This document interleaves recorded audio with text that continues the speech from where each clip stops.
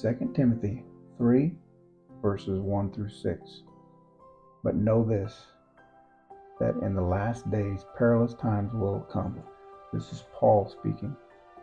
For men will be lovers of themselves, lovers of money, boasters, proud, blasphemers, disobedient to parents, unthankful, unholy, unloving, unforgiving, slanderers, without self-control, brutal, despisers of good, traitors, headstrong, haughty, lovers of pleasure rather than lovers of God, having a form of godliness but denying its power, and from such people turn away. He's saying turn away from these people. This is the part right here that really got me. And this is going to be narcissism. This is a narcissistic person. Verse 6, for of this sort are those who creep into households and make captives of gullible women, loaded down with sins, led away by various lusts. So I was thinking about narcissistic personalities. Been seeing a lot of this come up on my YouTube feed, and I watched a couple of them. They're almost depressing. Well, they are depressing because they're condemning these people, and it says here, Paul says the same thing, and from such turn away. From such people turn away. But you know, the narcissistic personality is a very self-absorbed, selfish individual that he's the kind of person that will walk in and say hi to you, or she will. She's going to ask you how your day has been, and maybe not even ask you that, and then immediately go into their life, their day. And I tell you, I was a lot like that before I came to Christ. I was a lot like that. I pray that I'm not like that anymore. Very self-absorbed, just selfish, just a selfish individual. And when you see people that are like this,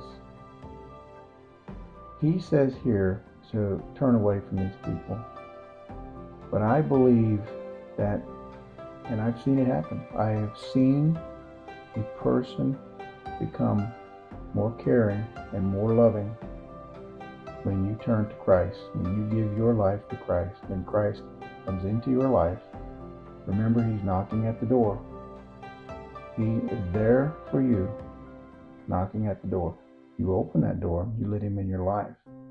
This narcissism, these are horrible traits to have. And apparently you're not even going to know that you have these traits. But that last verse on 6, for of this sort are those who creep into households. What would creep into a household? Would that be a demon, a spirit of, I guess you could say, of narcissism, a spirit? This is something interesting. So listening to these people talking about the signs and symptoms of a person that's a narcissist, they have the same verbiage as people that I've heard before. Probably the same thing I used to say. The exact words. Now I understand you might have a medical condition or you might have a personality disorder, but that's not going to give you the exact same words.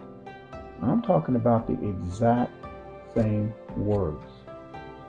When you hear these exact same words from a narcissist, it's the same, it's coming from the same source. And right here, for of this sort are those who creep into households and make captives of gullible women, loaded down with sins, led away by various lusts.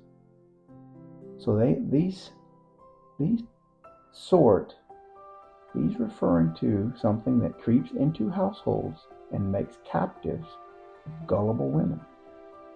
Is he talking about a demon? Or is he talking about man?